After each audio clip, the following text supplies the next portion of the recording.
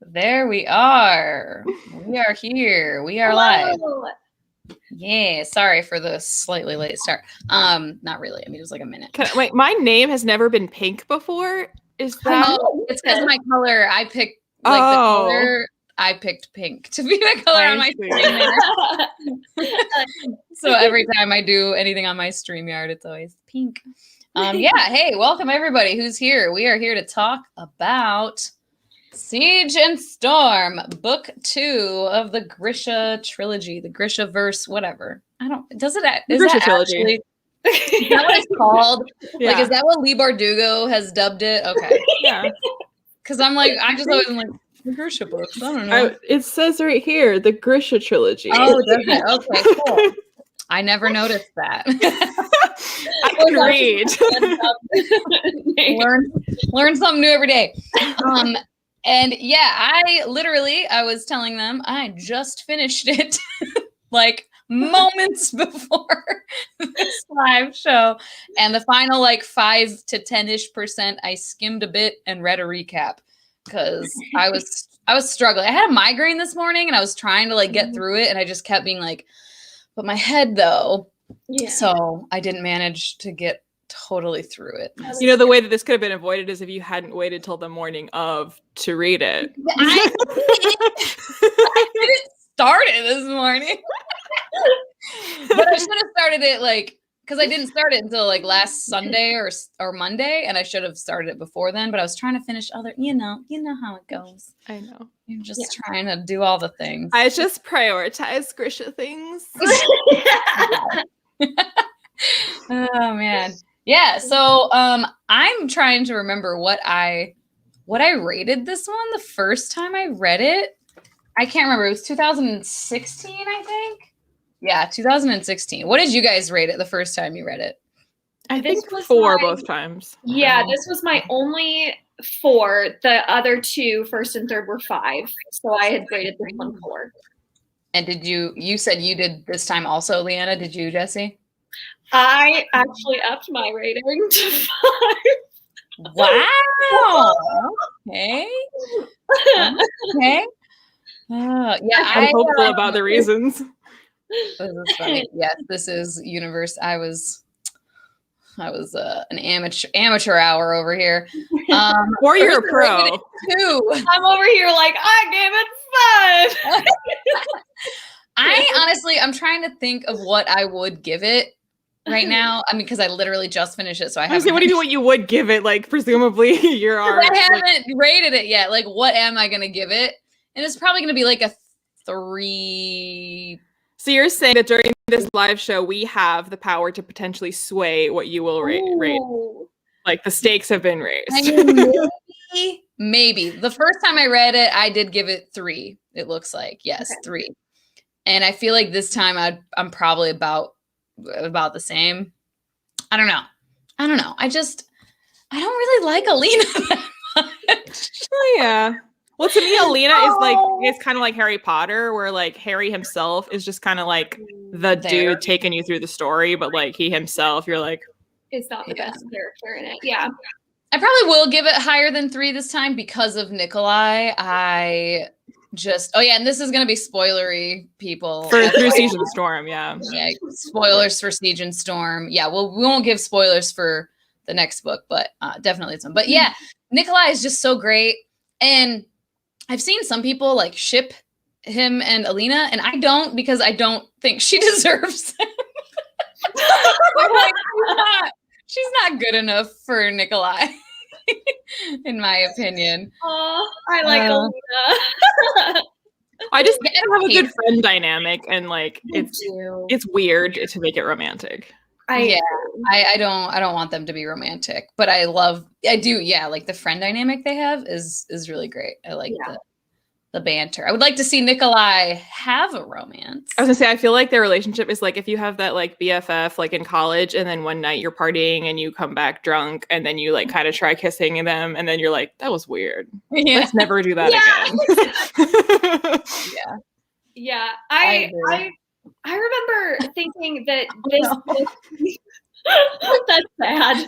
Sorry. Kind of same. But it's actually the first time I read it, I thought that this was the slowest paced book, and I just didn't care for a lot of it. I was like, there's so much politicking, and Alina in a lot of this book is like sitting and pondering her emotions, and you're like, nothing really happens. Oh, like, but this time, I don't know, I just appreciated it a little bit more, because I don't know. I think I was looking for something different this time. Like, I really like Alina as a character, so I didn't mind like sitting with her and her emotions and like her trying to figure stuff out. I mean, she's a teenage girl, so it's like I feel like that was like me. Like, I was always like up in my feelings, like, oh, what does this all mean? Like, you know, like I was like, all right. And I will say, I liked Mal more.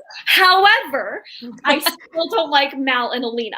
So I liked Mal, and I could see like where he was coming from.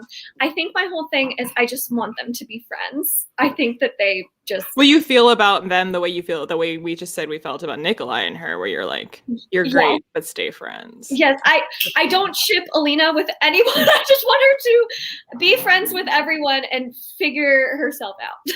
That's basically how I feel about Alina. But yeah, as long as you don't ship her with the Darkling, then we're good. No. But hi, Rachel.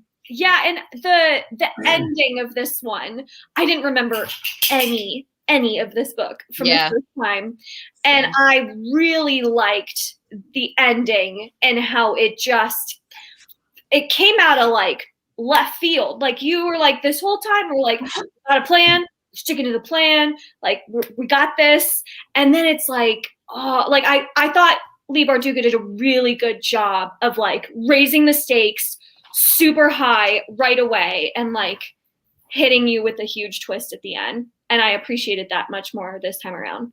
So I don't know. I was just like, this is a really good time and I'm having fun. And 5 stars for you.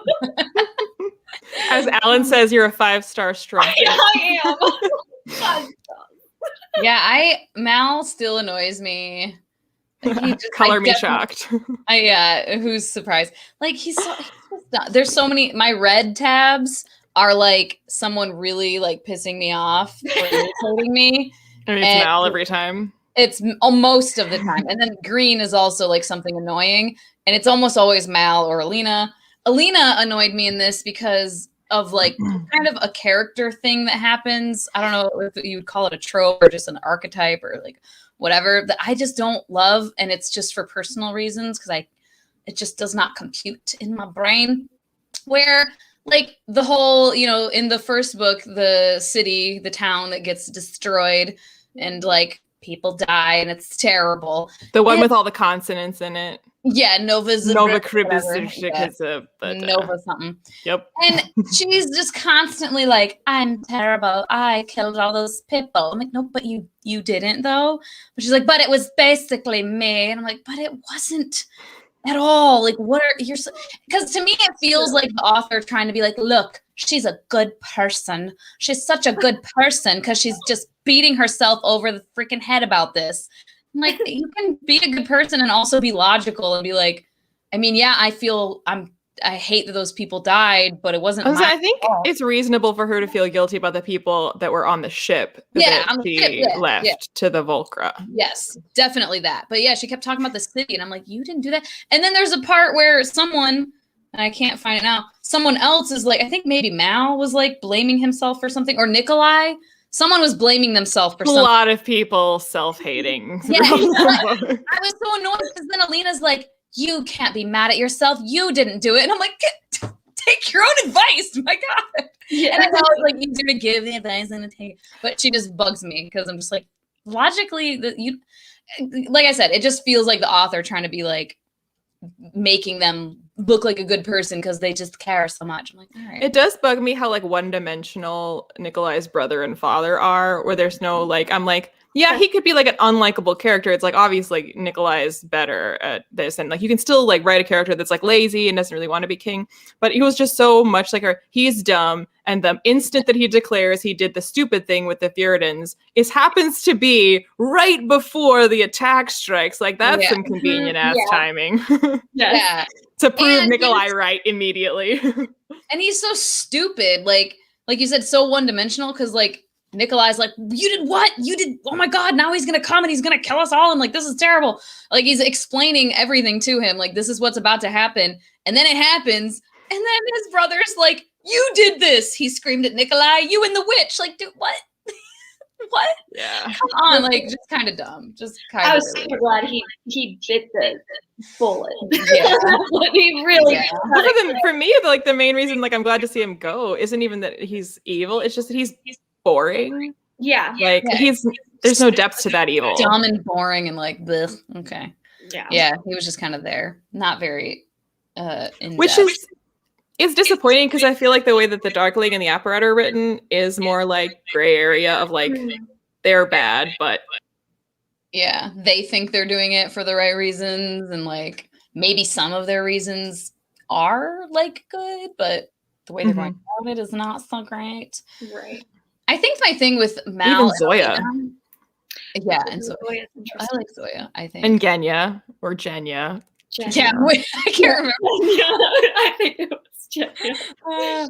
Yeah, and I think with Mal and Alina, like it wasn't built up enough for me. Like I get that they're childhood friends. I get that they do have history, but like do you get it? I get it, but I don't feel like we saw enough of it to care. I just don't care them. I don't buy it as much with them. Like this everlasting love. And I'm like, based on what? Like being friends and then like flirting a couple times and then realizing, oh, you're gone. I love you. Like what? I like the chemistry and like the history as far as a romantic foundation just like isn't there for me. So I think that's why I just kind of don't care. And also I just don't like Mal that much. But. For me, it's the opposite. I like Mal and I think Alina is pretty boring. I don't have anything against her, but I'm just like, she's kind of dull. And then I look at Mal, I'm just like, you could find someone more interesting than her.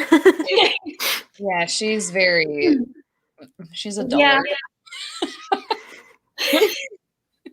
It's harsh, whatever. I think that Mal, for me, I don't know if I'm causing the echo. I don't know. I don't know how you can tell who causes it. Yeah, I turned my mic down, so I don't know. Hopefully that'll be better. Okay.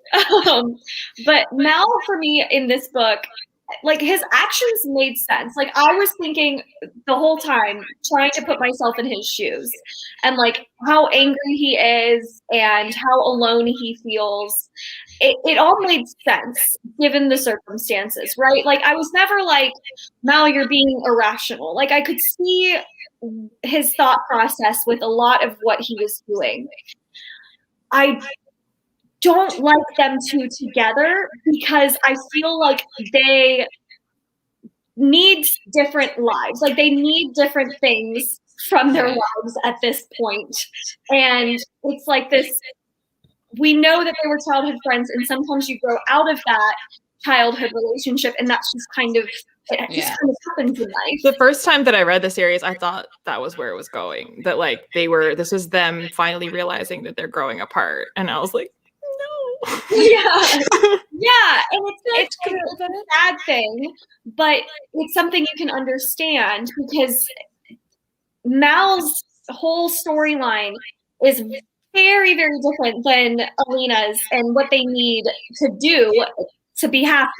And I think it's by Mal staying with Alina the whole time, it only is going to increase his resentment towards her. So I think that was why the whole time I was like, I can see Mal's perspective and I get it. And I can see Alina's perspective and I get it. They were good friends, maybe in childhood, but they don't need to be together anymore. Yeah, they're just not that compatible, really, when it comes down to it, I feel.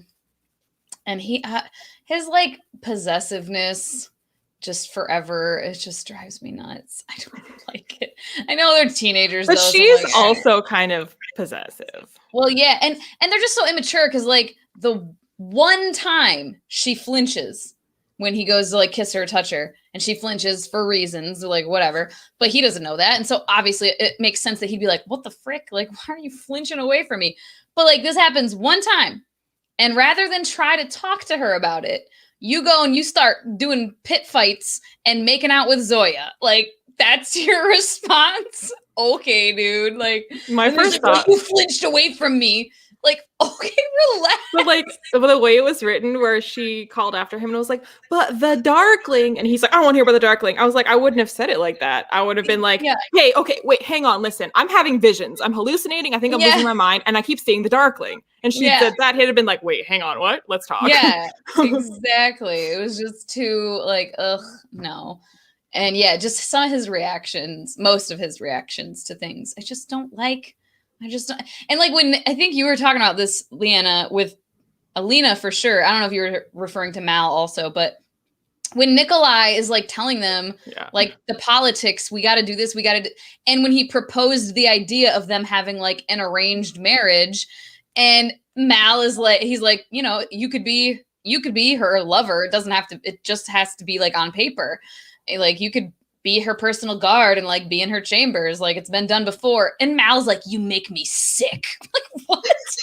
But I mean, that whole thing, just like after they meet Nikolai and they realize that it's Nikolai, and like the whole time when like Nikolai's saying, okay, well, you know, you need to think about what you're going to wear. You need to look at how we're going to appear before the public. We need to think about images, appearances, what people need to see and hear, how we need to position this.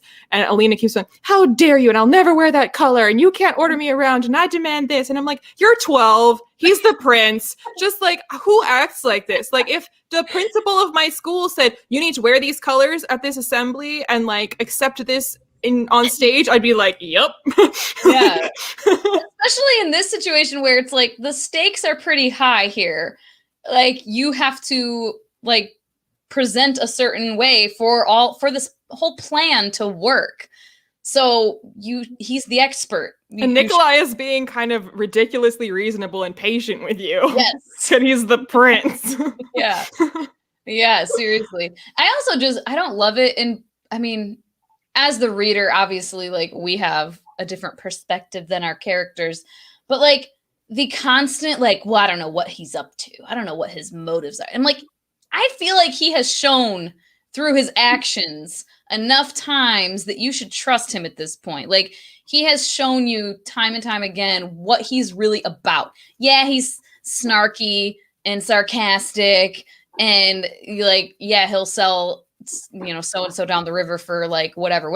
But like, as you get to know him more and more, he keeps showing you like his actual motivations and why he's doing all this and why he is the way he is. And like, I don't know, just trust him. Like, why are we still constantly being like, well, he's a sneaky bastard? Well, again, like if it would have been more realistic to me if like Nikolai proposed, you know, a marriage, her wearing these collars, doing all these things, and that like into his face, Alina and Mal would be like, yep, sure. And then privately to each other, been like, well, are we doing this? Like, he's the prince. We can't say no, but like, what can we do? Like, do we want to say yes to this? How can we get out of it? He's royalty. What are we doing? And then like every time he asks them to do something new, for them to again like sidebar and be like, do we think he's on our side? Are we good with this? And like to question it amongst each other. But to Nikolai's face, I'm just like, really? Would you do that? Like, yeah, he's the expert. Just listen to him. He knows what he's talking about. And if you don't think that his motives are what he says they are, saying so to his face is not a good poker move. Like, yeah. Like, what's that gonna do? Like, it's not going to solve any of your problems whatsoever. Just like, oh my god, that when he first reveals who he is and like the chapter ends with her punching him in the face, I was just like, you've been shot on the spot for doing that. Yeah, seriously. And like, I don't like. Again, I'm just like, why do you want to punch him? Like, again, logically. He wouldn't want everyone to know he's the freaking prince. So why are you so mad? Like sometimes people lie to us about things that like I don't know. It's not that big of a dang deal that you lied about this. She and Mal were on the run and like hiding her collar, and like they were themselves hiding their identities. Like this should be a no-brainer for you to be like, you should be like bonding over this. Like I also had to hide my identity because I'm this powerful thing. Instead of being like, can't trust like, you. Okay. Yeah, and it's like the entitlement or like the hypocrisy. Yeah, the and the expectation of like, how dare ye lie to me? Like, what? Relax. Because like Nikolai would be then his rights to be like, how am I supposed to trust you? You ran off and abandoned your country, and according to you, it's your fault these people are dead. So if anyone's motives are suspect, it's you, little runaway. Yeah, exactly. Nikolai, he's just so great. I don't know why I haven't read the other, and now I can't even remember the name of it. King of Scars. King of Scars, yeah. Because it's not that good. Things about it, I think, is why. Yeah, right. I'm looking at Bree's comment. No, you know, I enjoyed it for what it was. Yes.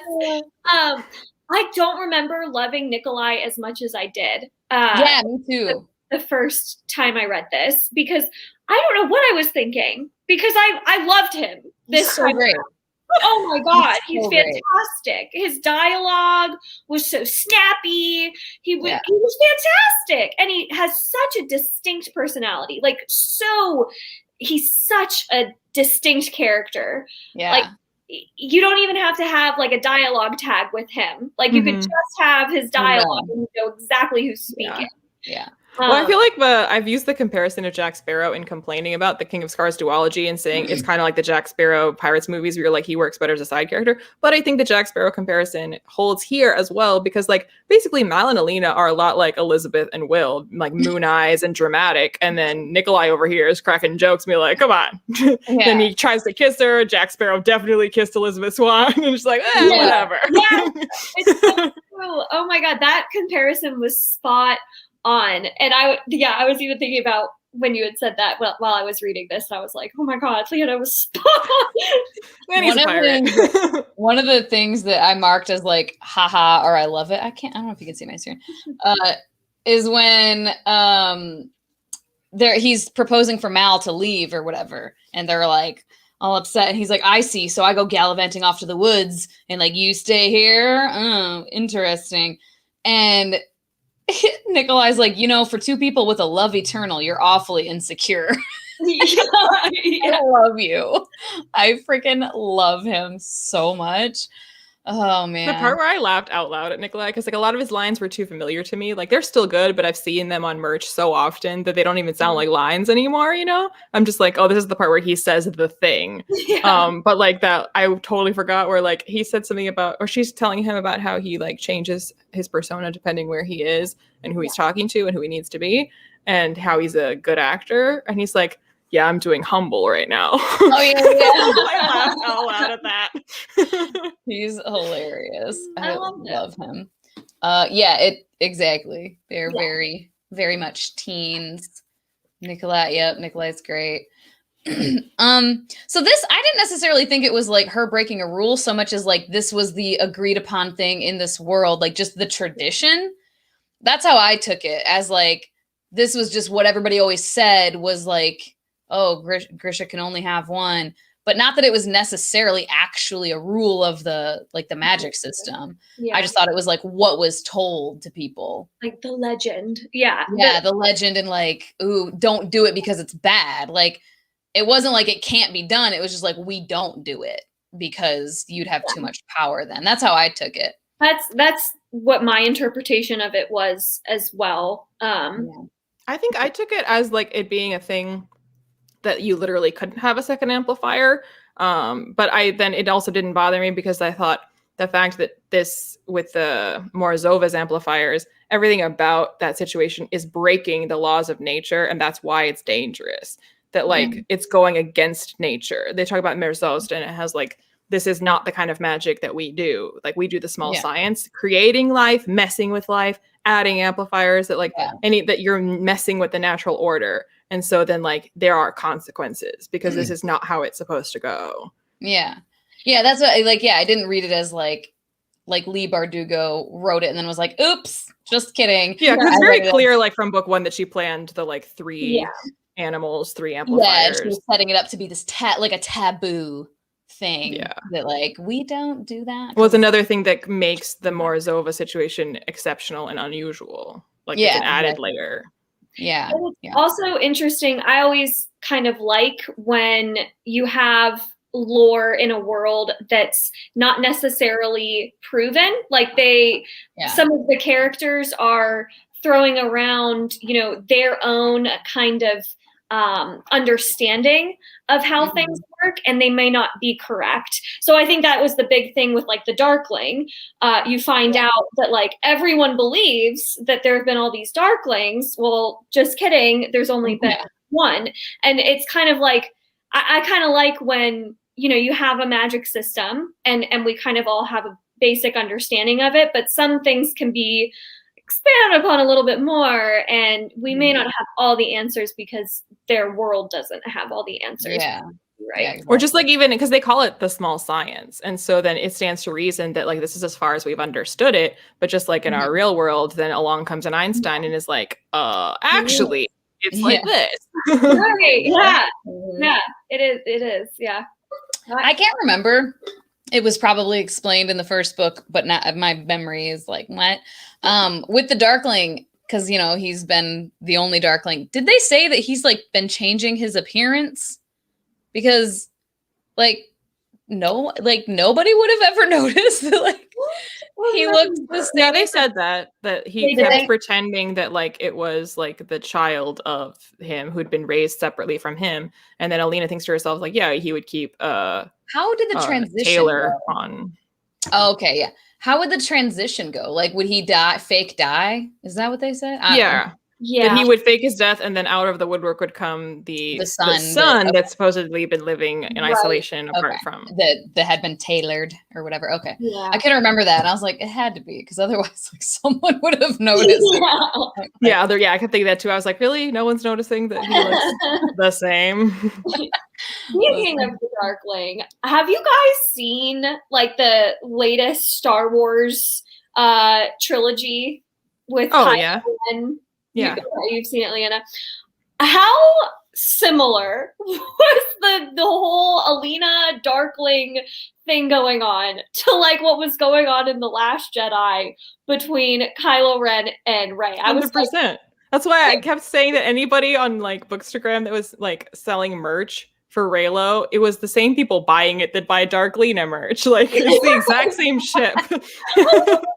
It was like to the point where I was like, did someone who was a part of the writing team for The Last Jedi read the Krista trilogy? And like, because it was very similar. Even there's that line in the new Star Wars trilogy that's like the dark will rise and the light to meet it, which is so similar to like Calls to Like and like the Sun Summoner and the Darkling, and you're like, and we know that Siege and Storm came first, so but no, I mean I don't think they actually stole, but like I thought that was so interesting, and I love that part of the book.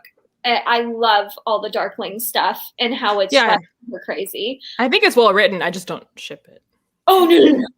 Yeah, I always thought it was well written. Yeah, I love that stuff. And I love that Alina's struggling to understand whether or not it's real. Is she making it up? And she's starting to now question, like, because she's hearing his thoughts and he's like, oh my God, like questioning, like, do I really want this power? Like, I'm feeding off this power. And I'm like, oh, I love this stuff. Also the stuff that Bagra says to her about how like the power suits her and the more she has it, the more she'll crave it. And she notices herself getting more ruthless and more heartless.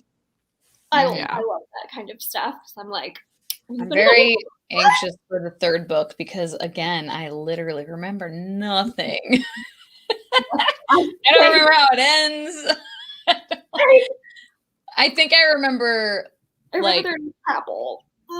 I remember like the where the romance ends up, I think. I don't even know, honestly. We shall see. I remember that. I have so many questions from this of like him like popping in and her seeing visions of him, but like, are they visions? Is it really him? And then he's like, you have no idea the power I have. I'm like, how? You have no idea the power of the dark side of the Force. But yeah, I mean, that too, like, Kylo, it appears basically in, like, Force visions to Rey. You're like, it's literally... It's like the same thing. And they can, like, touch each other through their Force visions. And then they, like, the Darkling touches physically Alina. I'm like, yeah, like, how is he doing that? How did he do all that? And then, obviously, there at the end, I'm like, how did this happen? The recap that I found was, like... Well, I gotta try to find where they said the end because it was freaking hilarious. Where is it? Oh my god. Oh yeah. But then the Darklings and Alina's powers mix or something equally confusing. I was like, yeah, I was like, wow. I think it's basically like from before. It's similar to like how the antler thing, where she was like, I gave it life, he took its life. We both kind of, it wasn't that it's actually only hers. They kind of both, it's now become like a link between them because they both own it kind of in a way. Okay. And so then like when he, like she uses the phrase that like, my power is your power, which can also mean that like my power is your power. Like that is mine as well. And so, but it can mean that my power is your power. And that's kind of how it works between them. So she kind of like seizes his power and kind of like commandeers it. And then like uses it and he's like, what? But then she ends up without any power. I just have some. I can't. She uses too much. I need to read the next one right away. How all that goes in the next book. And of course, her hair turns white because, of course, it does. Of course, I love it. I love it. Like I'm like such. I just eat that stuff up. The whole like. I love that ending with her taking the Darkling's power and using it against him. And I wonder, I don't remember in the third book if he figures out how to like do the same to her, but I feel like he doesn't. So I love the ending of this book. I'm better curious. And I guess asked last time, like, when do we start or when do we stop hating Zoya? Like she's on her path to redemption. I mean, she was still like a bully in the first one, like very, like that was unnecessary. You didn't need to be such a biatch, but like in this one, like she's pretty cool, like, and she's kind of like, I mean, you're the lesser of two evils kind of deal as far as like how she feels about Alina. Not evils, but like, I guess I'll go with you. I'm stuck with you, so you're the best we've got. Yeah, but like she is there to help, and so I'm like, I appreciate you. There's so many times though that I wanted to like reach through the pages and like write Alina's lines for her and be like, this is what you need to say right here and now because what you're doing is stupid. So like when Zoya is like flirting with Mal right in front of her and doing that stuff, like honestly, if I was Alina, I wouldn't be all like red-faced and like bit. I would just be like, Zoya, are you kidding me right now? You know I'm in charge right now. Do you think it's a good idea to piss me off? Like, is that smart? I don't think so. This is a really bad look for you. You should think about that. Bye.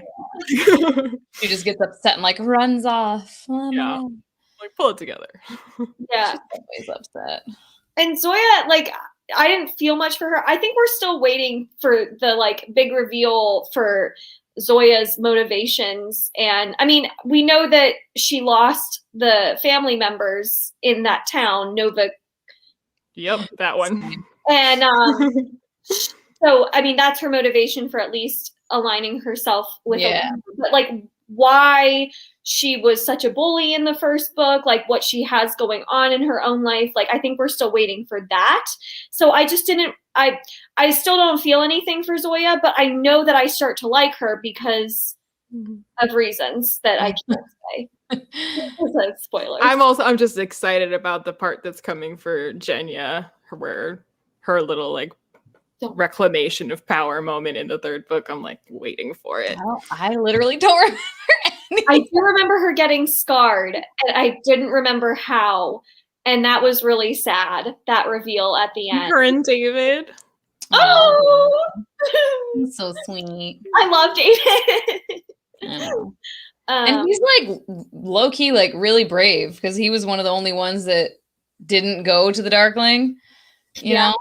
Yeah. Even though he's like not trained in combat and he's like not a fighter type, but he was like, I disagreed with him, so I'm not going to do it. I was like, oh, yeah, you're a real loyal friend. I like David. Yeah. I remembered from this book, like in my memory, they were across the seas for way longer in my memory. And so rereading, I think it's the same as with the first book. I remember all parts of all of these books taking longer. And every time I'm just like, how did that happen? Like, I remember them being on the ship longer. I remember them being in the little palace longer. Like, everything was longer. Yeah. Like a couple chapters. I'm like, oh, dang. Okay. We're already like in the synopsis is like, they get found because they're not very good at hiding. Right.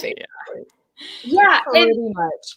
Kind of speaking about where we started in this story and going back to Mal, because that's like the hot topic for this series is Mal. Mal, like the whole time I was understanding his perspective more and understanding his motivations more and why he was acting the way he was acting. But one thing that I was still like, man, Mal, you bother me, is because he never had like an alternative like he would always like complain like I'm not happy here, but then he would never have like a solution to provide for any of the like issues that he kept bringing up with Alina.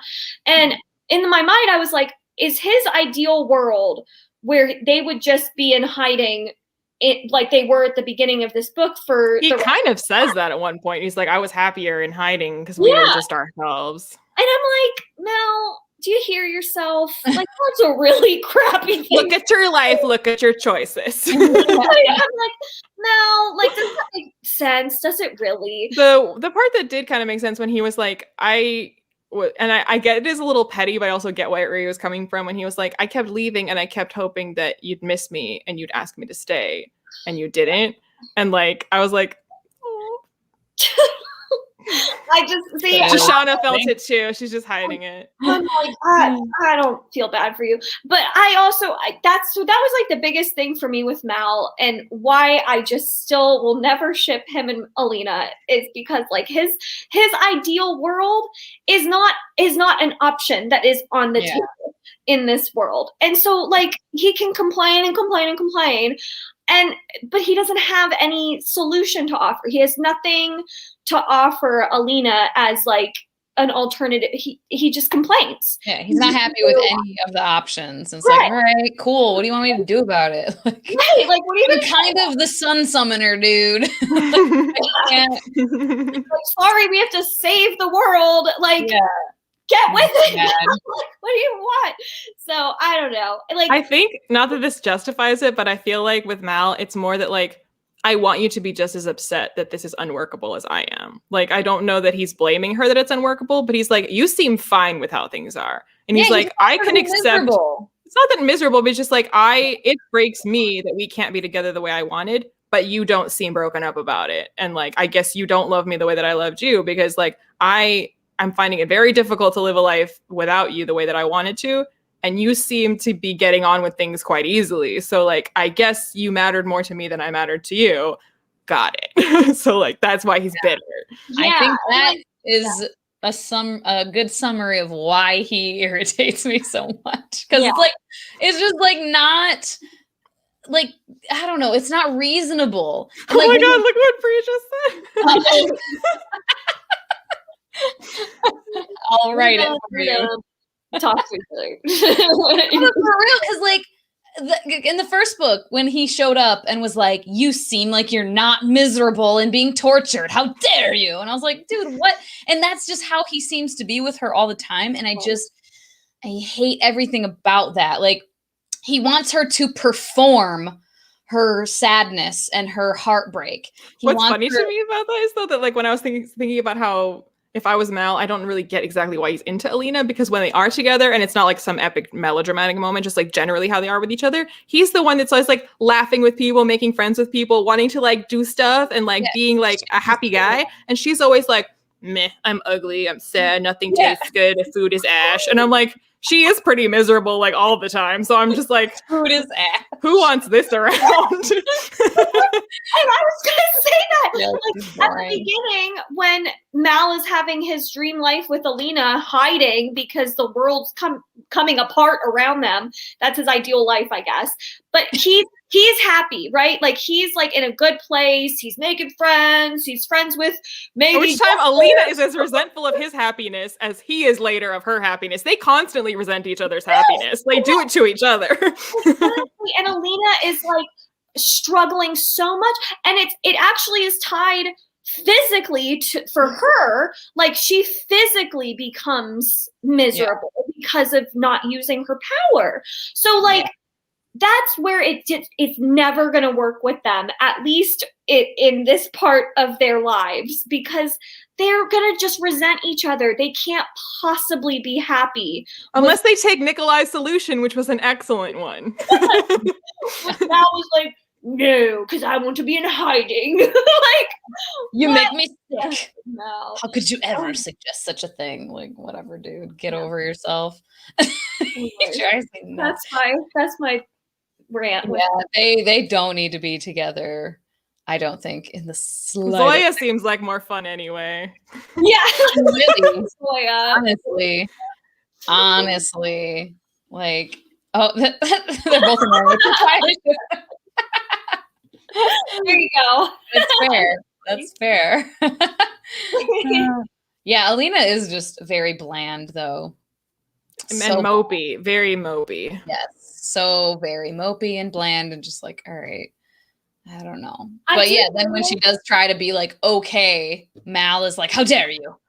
You should be sad. Like, all right, man, whatever. I do notice whenever I read a book from first person perspective, I always notice how, like, the person whose perspective you're in, the main character, is usually the least interesting character of the least likable past. Yeah, or least likable. Like, I'm thinking of, like, because Akatar is another one, right, that is told in first person perspective, and Feyre is like the worst. So I feel like it's almost like a product of being in first person with Alina, and you're just stuck in her thoughts, and she's wallowing, like, she's like struggling so much that it's like, oh my God, just please, I need a break. I need a break from Alina, and you can't get one because it's first person. So I almost feel like if it was told in third person, where you could see Alina's actions, but you weren't stuck in her head the whole time. Or if it was multiple first person narrations where we had different perspectives. Then I think she would be more likable on a larger scale. I still like Alina. Well, also, even then, if it was like close third person, always from Alina's perspective, but still third person, then like you'd kind of get a sense of where she's at. But there's something about phrasing it as like, I'm sad and I can't take this, that you're just like, oh, shut up. Yes, it's like, oh, please, can you? I didn't. One series that I'm thinking of that didn't bother me, although she's not like the most dynamic, vivacious character either. But I mean, every character doesn't have to be dynamic and vivacious. But the Hunger Games, Katniss, were in her head the whole time, and I didn't hate that. That's true. She is very like, meh, like, just kind of. I mean, there's a lot of very serious things going on in her life. People are trying to murder her, so she's a little bit upset. But yeah, it didn't annoy me a little, just slightly. Some stress is happening.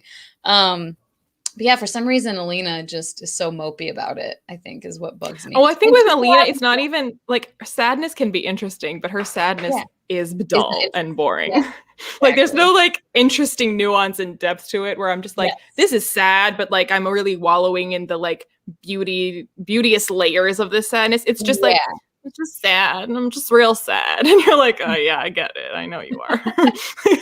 Understand. Yeah, exactly. They're very they are. The melodrama is so real. Yeah. The end scene also, I do like the ending scene and like the taking the power and all. But I'm like, did we have to make out for this to like we had to put our lips to each other and breathe into each other's mouths? She said against his lips, and I was like, okay. I mean, like, I don't love that like it was written obviously where she thought that she was basically pulling like a suicide mission here, but it was worth it, and then she ends up surviving it. But then the line where she like is upset that like she survived it, where I'm just like, okay, why? Yeah. Why do we have to have her regret like the fact that she's willing to be a martyr basically for the cause, and it's like, I have to do it because no one else can, and I'm willing to die for this, versus like surviving it and being like, and I have to live. I thought I was going to get to die. I'm like, oh my gosh. Yeah, so not great. Why? Yeah. Not great. That's true. I almost read it like, I don't know if this is how it was intended, but I read it as her being upset because she didn't get to complete her mission, and that it means the Darkling didn't actually get destroyed. Like, it didn't work. So like her effort wasn't for anything is how I read it. But I didn't phrase it that way. So. Yeah, maybe it's meant to be that way. So that's maybe why it didn't bother me. But now if I'm like, I wonder if they actually mentioned it that way. And then like I know it's like a contrivance to like keep the audience from not knowing, but the fact that she had to like make Mal think that she's siding with the Darkling, but she's got a trick up her sleeve, and he's like, why didn't you tell me? And I'm like, for real though, why didn't you tell him? Like, you know what he's like. He could easily have fucked this up by just coming in to try to save you. You really should tell him what you're about to do, because otherwise the chances are very high he'll mess it up for you. Yeah. He was gonna mess it up no matter what, because she would have had to tell him, that she wanted to die, like was gonna die, and he would have been like, I mean, you can tell him that you have a plan and not tell him that you expect it to be fatal. You can just be like wink at him, and he'll be like, okay, she's got a trick up her sleeve, I'll trust her. Instead of just like, she's choosing the Darkling, and now she's dead. Like, she's gonna wear black again. No. She has chosen the goth zone. Knowing how dramatic these characters are, I don't think she could have just said like, oh yeah, I have a plan. Just trust me. Like, she would have had to be like, I'm planning on dying, and you can't stop me. So dramatic. Yeah, this is why I like Six of Crows, because they don't do this kind of thing. Like, they pull tricks all the time, but like they're not like, I must die for the cause. Like, they're like, how do I get out of here? I'm still debating if I'm going to reread Six of Crows. Read it. I'll read it with you. I do need. I want to reread it. I think after this. So we're continuing this. I know. Read along. I don't own it anymore, though. I unhauled it years ago. Betrayal. Oh yeah, you gotta fix that. There are so many cool editions now. Yeah.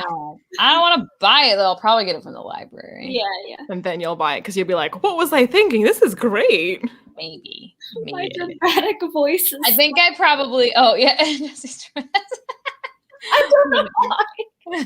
The British are like the opposite of dramatic. They're very stiff upper lip. What? Oh, nice. Oh, you liked it. Yeah. I currently feel like I probably will once I'm finished with this series. I'm thinking I might unhaul it because I don't think I'll ever reread it ever again. Whoa.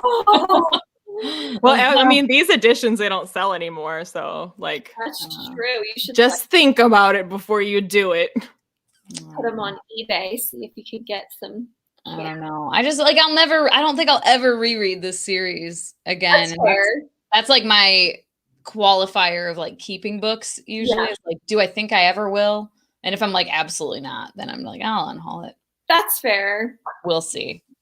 I'm still going to go, I think, with a 3 probably on this one again. Fair. Same rating. I don't know. It was fine. 3 for me in my like rating is like, it was perfectly fine. It was good. Yeah. Cause your 5 stars are like, I love that. My 5-star is like, if I could just read this constantly all day, every day until I die, that would be great. I'm like, I'll say for 5 stars for me, it's usually just like if I come away reading it and I'm like, there's nothing I would change about this. Like, this is, I can't dock it a star because there's nothing I would change. Then I'm like, it's a 5. Nice. Yeah. This is why I've stopped giving star ratings on my channel, generally because I'm such like it's just all enjoyment for me. I'm like not looking at it in any sort of objective way. I mean, so for me, it's like I loved it. Like I had such a fun time reading it. I was thoroughly entertained throughout. It delivered Nikolai on what I wanted. Nikolai was fantastic. Those 5 stars are for Nikolai. Yeah, I would give Nikolai 5 stars. Yes. Nikolai, yeah. As a character, he gets 5 stars. Yeah. I did not know this. I was unaware. She talked about like but it's gonna be, I mean, originally when she talked about that it would be set many years later, so they'd be all a lot older. But it's the same character. Yeah. Oh, or at least some portion of them. Nice. I want to be an adult. That would be amazing. Brie, I am still at a loved it. I was gonna say, so like it's interesting to me that like Jeshana, because you I think would still say, or you have said that you like the Grisha trilogy better than the Six of Crows duology. And I'm like, given how much you hate Mal, like that's surprising. I thought I did, but when I read, like when I finished Crooked Kingdom, it had already been like 2 years, I think, since I had read Grisha. And so I was like, I think I liked that better. But now I'm like, maybe not. But it was the plot of the Six of Crows duology, like that just was driving me a little nuts. Like, because I feel like she actually, like, while these characters are super melodramatic and we're just like, you want to bash their heads together, in Six of Crows, like, I mean, they do a lot of dumb stuff, but like there's so many great scenes where like it's like, well, I guess it's spoilers, I won't say who, but where like characters are having a little pity party and the other character is like, you need to get your shit together. Like, I'm into you, but you need to pull it together. Yeah. I'm not dealing with this. Yeah. I think I can reread those probably. Yeah. Yeah. And I need to read King of Scars. I really do, because comes out this week, right? Oh yeah, the next one, Yeah, you should. I'd be so curious to hear your thoughts on it, Jeshana, because especially with you loving Nikolai, I'd be very curious to see what you think of it. I will say, I thought the whole book was going to be from Nikolai's perspective, and I was pleasantly surprised that we got as many different perspectives as we did in that book. And I was super happy with some of the other perspectives. Frankly, his was the dullest. Yeah, even more than Nikolai's perspective. I was like, give me more of these other characters. But then it was upsetting to like come away from a book not loving Nikolai when he was in it. And I was like, I don't want to not love Nikolai. Yeah.